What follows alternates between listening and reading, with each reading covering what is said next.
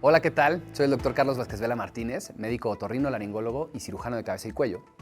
El cáncer de testículo y de vejiga son dos de los tipos de cáncer más comunes en urología, después del de próstata. Pero la detección temprana puede marcar la diferencia. Hoy en DocChat hablaremos sobre los síntomas, factores de riesgo y qué hacer para tener un buen diagnóstico y atención. Quédate y recuerda que tu salud es lo más importante. Comenzamos.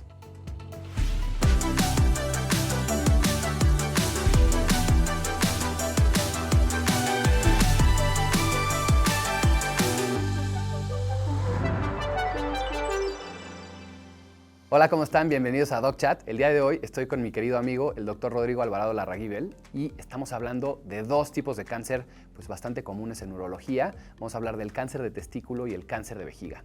Bienvenido, Rodrigo. Muchas gracias por venir hoy. Gracias a ti, Charlie. Oye, pues todo muy bien, muchas gracias. Pues vamos a empezar de lleno, si te parece. Me gustaría preguntarte primero acerca del cáncer de testículo. Primero, quisiera preguntarte en qué tipo de pacientes, qué personas se tienen que preocupar por esto, y sobre todo, por qué está dado este tipo de cáncer. Entonces, platícanos un poquito. Claro, mira, el cáncer de testículo es una neoplasia o un tipo de cáncer sumamente frecuente en la población que se encuentra entre los 15 y 45 años. La verdad es que es muy fácil de diagnosticar, no se requieren herramientas muy avanzadas para poderlo detectar a tiempo y la detección temprana obviamente es un factor importante para la curación por completo, ¿no? De ahí la importancia de conocer un poco más de eso y saber qué hacer ante una sospecha. ¿Por qué se da en este rango de pacientes, no? O sea, ¿por qué dentro de 15 a 45 años? Fíjate que al ser un cáncer de células germinales, se asocia mucho a herencia principalmente, que puede hacer que ciertas células que están dentro del testículo, que son las células germinales, salgan de control y entonces empiecen a generar un tumor a nivel local, que si no se trata a tiempo puede llegar a progresar, ¿no? Claro. ¿Y hay algún factor de riesgo entonces para esto? Principalmente dos. Uno sería el que el testículo no descienda antes de los 2 años. Eso es algo bien importante para las mamás que tienen a sus bebés y son primerizas, saber que al nacer es muy frecuente que los niños ya tengan los testículos abajo y de no ser así, lo ideal es llevarlo al pediatra, ¿no? Podemos esperar hasta los 12 o algunas guías hasta 24 meses para pensar que eso pasa. Y el segundo, evidentemente la edad. No hay algo que podamos hacer para pasar por ese periodo donde es mucho más frecuente. Claro. Y ahora, nos platicas que la detección temprana es muy importante. ¿Cómo se hace la detección temprana? ¿Qué tenemos que hacer? Mira, actualmente se recomienda en Europa que los pacientes hagan una autoexploración al menos una vez al mes con la finalidad de detectar si ha crecido algún bulto o alguna protuberancia o algo a nivel testicular.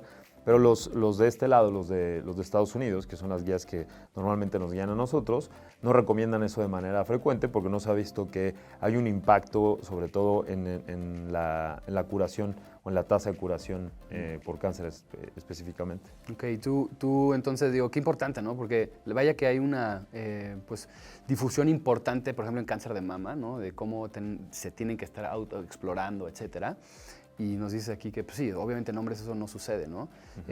Así que tú personalmente, ¿tú sí les recomiendas a tus pacientes que se autoexploren? Sí, la verdad es que sobre todo en la historia clínica, en el interrogatorio, si hay algún factor de riesgo, por ejemplo, que hayan estado sometidos a quimioterapia, específicamente a ciclofosfamida y otros quimioterapéuticos, antecedentes familiares, papá, abuelo o hermanos con algún cáncer testicular, también ahí les doy mucho más énfasis, al menos de una vez al mes, que autoexploren durante el baño, que es donde es más fácil revisar, ¿no? Claro.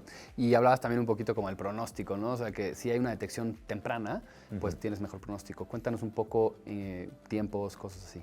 Mira, normalmente los cánceres de testículo el cáncer de testículo es, al ser células germinales, al detectarse una etapa temprana, se pueden curar el 100% de los tumores en testículo. Es muy raro que sea de células no germinales, sin embargo, el 90% de los tumores que se encuentran son malignos, ¿no?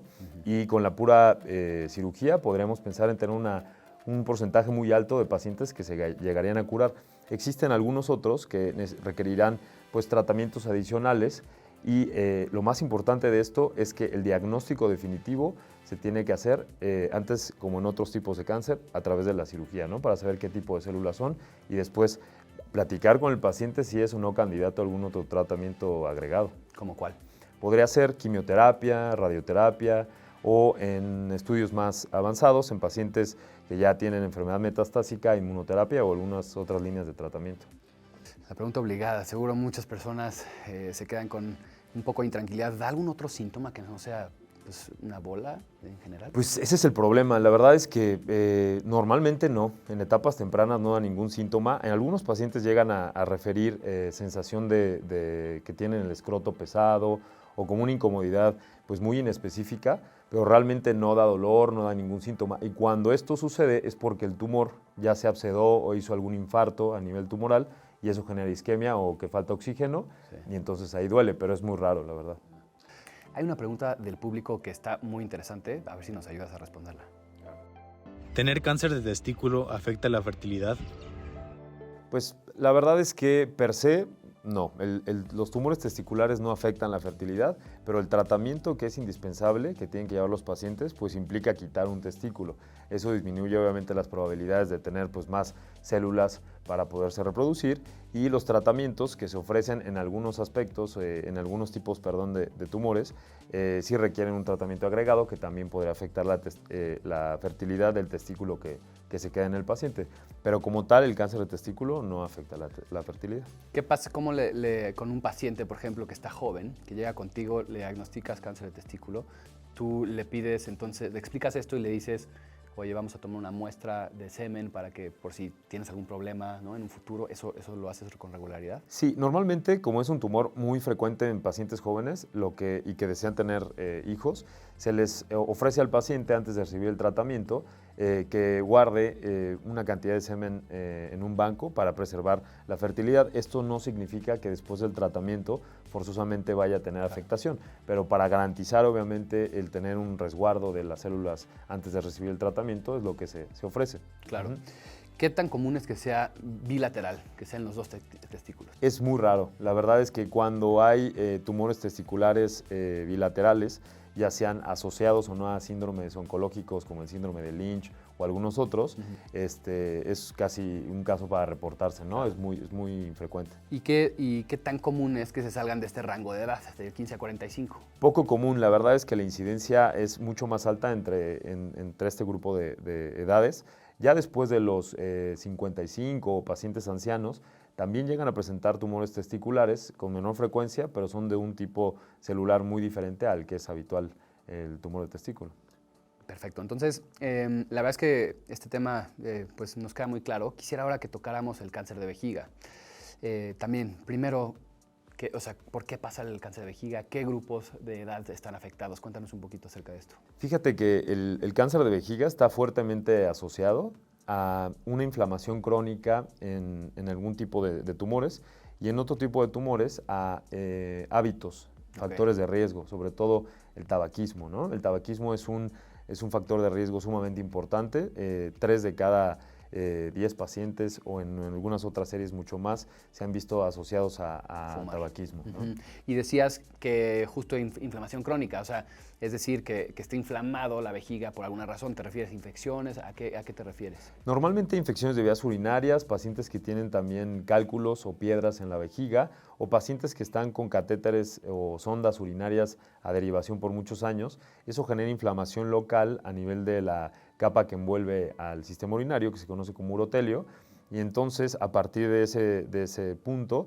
se generan ciertos cambios celulares que a la larga pueden generar un tumor, que es específicamente el de células escamosas, que no es el más común. Claro, ¿no? que eso es común en muchas enfermedades. O sea, la inflamación crónica, el hecho de que esté inflamado algún órgano, muchas veces puede derivar en cáncer, ¿no? Digo, no es una regla, obviamente, pero sí vemos ese factor de riesgo en otras áreas del cuerpo.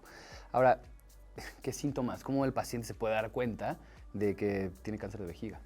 Fíjate que lo más importante es que no da dolor, no da ningún síntoma que el paciente perciba de manera aguda o que note de manera importante. El síntoma o el signo más frecuente es el sangrado en la orina, ¿no? Que nosotros como urólogos conocemos como hematuria, hematuria macroscópica, pero en muchas ocasiones también en los exámenes de rutina se encuentra que hay ciertas células de sangre que están fuera de rango y eso nos tendría que hacer sospechar, que se conoce como hematura microscópica, que pudiera estar sucediendo algo en la vía urinaria, ¿no? Claro, entonces, dirías, bueno, primero que nada, ¿dirías que ese es el único síntoma entonces, tal vez?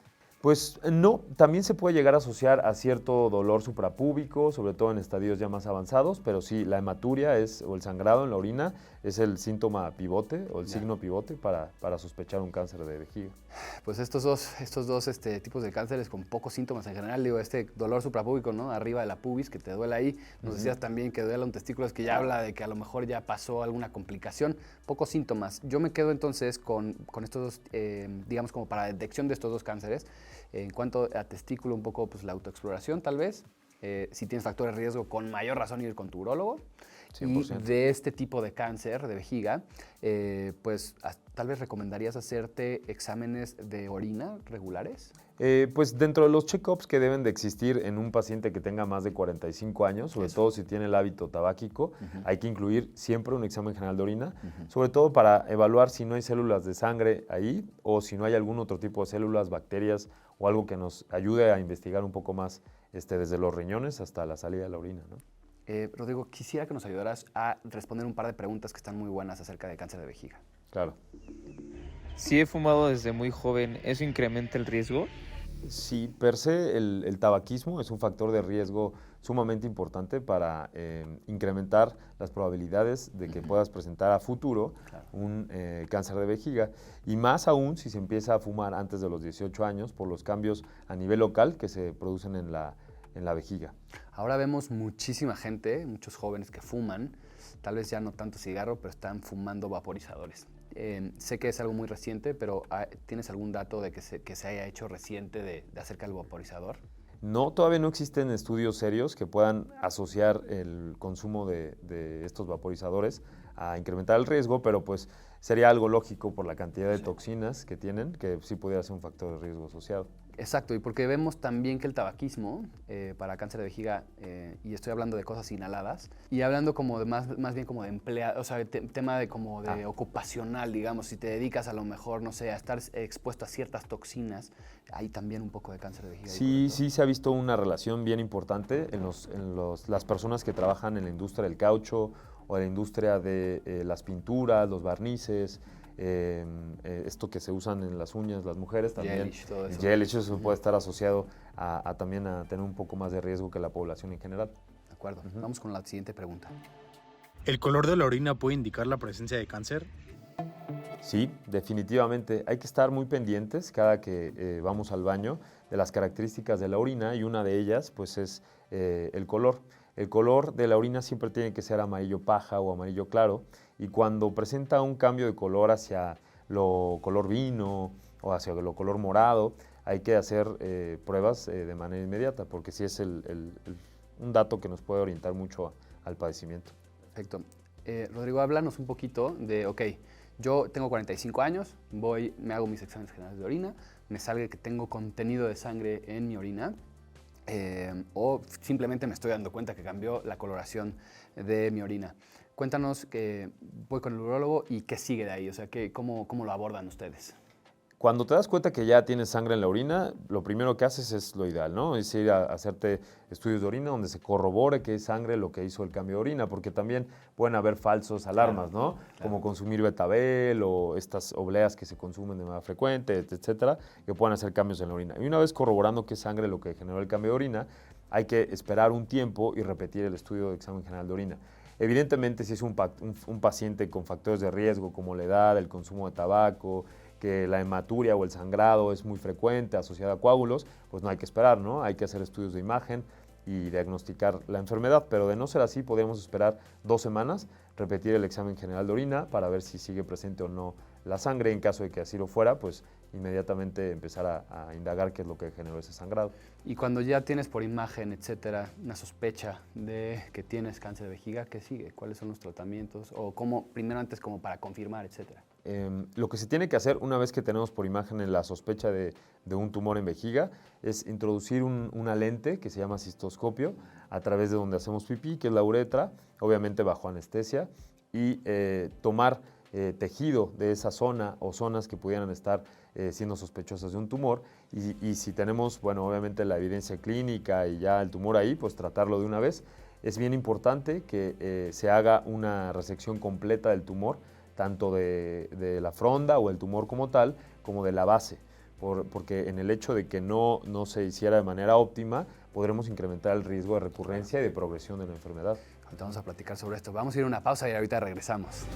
Hola, soy Adriana Puente y en la cápsula de hoy vamos a hablar de cáncer y alimentación. La alimentación juega un papel muy importante en todos los tipos de cáncer, incluido el cáncer de próstata, el cáncer de vejiga y el cáncer testicular.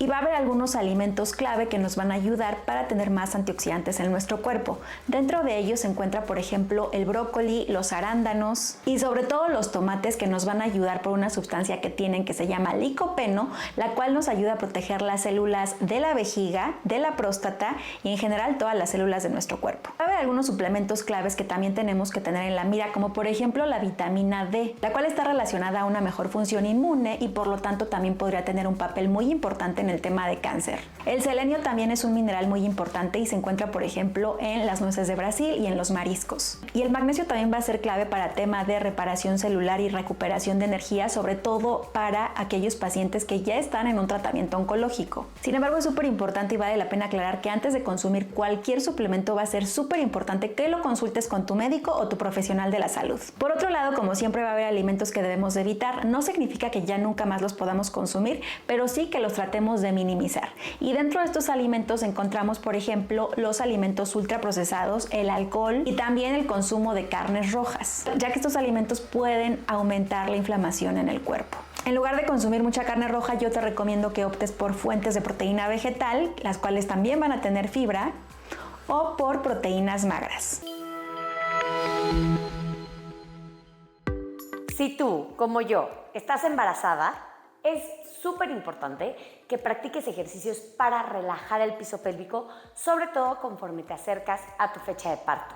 Estos ejercicios además le pueden beneficiar a cualquier persona que tenga mucha tensión acumulada en el área abdominal, en el área pélvica. Si tal vez sientes dolores de coxis, de cadera, estos ejercicios te van a ayudar muchísimo. Vamos a colocarnos en 4 puntos y vas a extender una pierna. Cuida que tu cadera no se eleve más una que la otra. Quiero que imagines como si pusieras un vaso de agua en tu cadera que no quieres que se caiga. Las manos bien apoyadas en el piso y aquí vas a inhalar y en la exhalación vas a mover ligeramente tu cuerpo hacia atrás, sintiendo cómo se alarga la parte interna de tu pierna que esté extendida. Inhalas, vas hacia el frente y exhalas, vas hacia atrás. Relaja, siente cómo se va liberando la tensión. Después vamos a trabajar en estirar un poco más la parte frontal y la parte trasera. Para esto vas a colocar un pie en el piso mientras dejas la otra rodilla en el piso. Inclina ligeramente tu cuerpo hacia adelante sin dejar que se arque la espalda, siempre metiendo un poquito esos glúteos, enfocándonos en estirar el flexor de la cadera de la rodilla que está en el piso mientras inhalas. Y en la exhalación vas a alargar la pierna que está enfrente y aquí debes de sentir cómo se extiende toda la pierna subiendo hasta el glúteo y la espalda baja. Y por último te vas a colocar en 4 puntos. Vas a abrir los pies ligeramente más que las rodillas para hacer una rotación interna de cadera. Y aquí, al igual que en el primer ejercicio, vamos a hacer ligeros movimientos del cuerpo hacia adelante y hacia atrás. Siempre concentrándonos en respirar y en relajar todos esos músculos que rodean a la pelvis, que rodean al abdomen. Espero que este tip y estos ejercicios te hayan ayudado. Yo soy Daniela Méndez. Muchas gracias. Muchísimas gracias, Dani. Estamos de regreso aquí con el doctor Rodrigo Alvarado. Estamos hablando de cáncer de testículo y de vejiga. Estamos en un tema ahorita súper clave. Nos estás platicando un poquito de cómo es muy importante saber hacer bien la biopsia, ¿no? Tomar este tejido con mucho cuidado, o sea, obviamente acudir con expertos, etc. Y una vez que se obtiene este diagnóstico ya confirmado, cuéntame cuáles son los tratamientos que puede esperar una persona y un poquito del pronóstico. Claro, eso es bien importante. Una vez que tenemos ya el tumor completo y la base del tumor, eso va a determinar por completo el camino que vamos a tener que tomar. ¿Por qué? Porque los tumores de vejiga que se encuentran en etapas tempranas, que afortunadamente son la mayoría, que únicamente invaden la mucosa o la lámina propia, que es hacia capas más profundas, se pueden tratar únicamente con cirugía, vigilancia y en caso de que haya alguna recurrencia, pues nuevamente volverlos a tratar. También se utiliza de manera muy frecuente, sobre todo cuando son tumores comunes como los que son del urotelio, la vacuna que se usa para la tuberculosis, pero dentro de la vejiga. Esto con la finalidad de despertar las propias células que nos defienden contra enfermedades, el sistema inmunológico, contra las recurrencias o recaídas del mismo tumor. Y en caso de que desgraciadamente en ocasiones encontramos que el tumor ya haya infiltrado la capa más profunda, que es el músculo de la vejiga, en esos casos lo ideal, lo que se recomienda es desgraciadamente quitar por completo la vejiga y hacer una derivación o una comunicación de los riñones hacia una porción de intestino, ya sea en el sitio donde estaba la vejiga o con un conducto que sale hacia la pared, ¿no? Por eso de ahí la importancia de, ante cualquier síntoma, no esperar. Y háblanos un poquito del pronóstico. ¿Qué tal? O sea, es decir, cuando entiendo que lo vas a vivir, ¿no? Dependiendo en qué momento lo detectes, pero en general tiene una tasa de sobrevivencia importante. ¿Cómo es un poco el tema? Depende, obviamente, como bien lo dices, la etapa en la que lo encuentras. Pero como la gran mayoría se encuentra en etapas tempranas, tiene una expectativa, una sobrevida pues mayor a 15, 25 años, y como son tumores pues que comúnmente se desarrollan en etapas de la vida más avanzadas, pues les va bastante bien, ¿no? Okay. No así en los tumores que se detectan ya en etapas más avanzadas, que tienen la probabilidad de hacer micrometástasis o metástasis satélites a otros órganos, o incluso tener una recurrencia de no tratarse a tiempo con la cistectomía o quitar la vejiga. Claro. Oye, a manera de resumen, nos quedó muy claro todos estos temas. Quisiera como nada más pues, hablar primero de los dos cánceres que sabemos que tienen pocas manifestaciones, ¿no? Clínicas, es decir, no nos damos mucho cuenta porque no hay tantos síntomas o signos. Pero como platicamos un poquito, nos quedamos un poco con el tema del cáncer del testículo, ¿no? En si hay factores de riesgo, ir con tu urólogo, estar pues, con autoexploraciones según la escuela europea. Un poquito el tema también, ¿no? Para cáncer de vejiga, pues estar pendientes del color de la orina, si tienes más de 45 años, con tus exámenes generales de orina también. Quisiera yo nada más como remarcar un poquito la importancia de ir con tu urólogo, ¿no? O sea, ¿tú a qué edad tú recomendarías en general para un hombre ir con el urólogo? Pues mira, la verdad es que la educación urológica debe empezar desde casa, porque pues bueno, a los 15 años pues no piensas en este tipo de cosas, ¿no? Entonces, que el papá, sobre todo la mamá, quien esté a cargo de la crianza, pues les enseña a explorarse, así como a las mujeres con la mama, así a nosotros los testículos, y que el niño aprenda a identificar lo que es sus testículos normales y en caso de cualquier cosa avisar, ¿no? Y si no, pues bueno, a partir de los 40 años, creo que es una edad bastante adecuada para indagar pues cómo están los riñones, cómo está la función urinaria en general y si hay algún dato que nos pueda orientar a investigar algo más. Claro. Pues ha estado muy buena esta plática. Muchísimas gracias, Rodrigo, por estar gracias hoy a ustedes. Con nosotros. ¿Nos puedes decir tus redes sociales, dónde te encontramos? Sí, mi Instagram es dr.rlarraguibel. Ahí subo ciertos contenidos que son bastante de interés para todos. Gracias. Pues muchísimas gracias a todos ustedes por estar el día de hoy con nosotros. Ha estado buenísimo. Gracias por sus preguntas. Han estado súper interesantes. Recuerden seguir escribiéndonos aquí a nuestras redes para que sigamos pues respondiendo a sus preguntas y proponiendo nuevos temas con expertos en el tema. Muchísimas gracias y nos vemos en la próxima.